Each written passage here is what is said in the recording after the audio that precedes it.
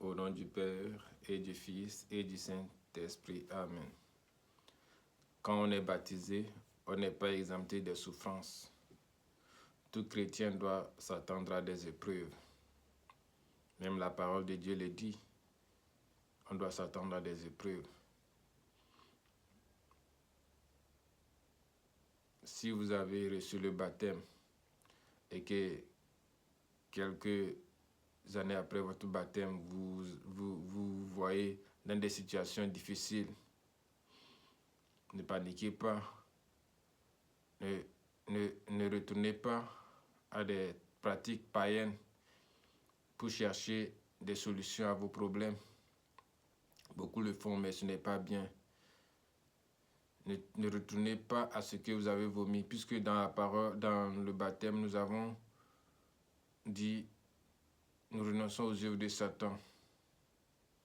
Donc, nous ne devons pas retourner à des pratiques païennes auxquelles nous avons renoncé, tout simplement parce que nous nous trouvons dans des situations critiques de notre vie. Ce sont des épreuves. Nous devons rester fidèles à notre Seigneur, celui avec qui nous avons signé une alliance éternelle. Et c'est au bout de notre effort, quand nous aurions vaincu, quand nous aurions réussi à surmonter tout, que nous recevrions la couronne qui nous est due,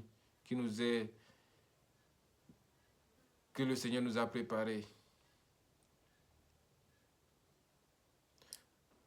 Tout baptisé doit vivre selon les normes de l'Église, selon les commandements de Dieu.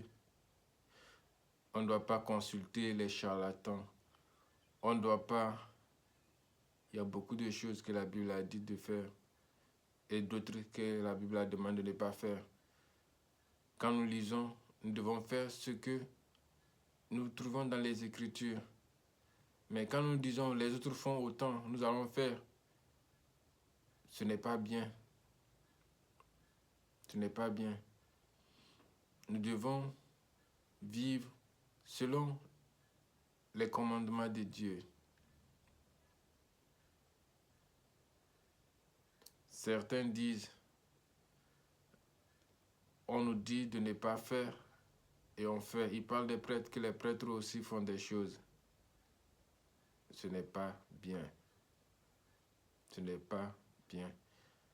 Nous n'allons pas à l'église pour un prêtre. Nous n'allons pas à l'église pour un prêtre. Lui aussi est un humain. Nous devons aussi prier pour les prêtres, pour qu'ils ne tombent pas dans les pièges de l'ennemi.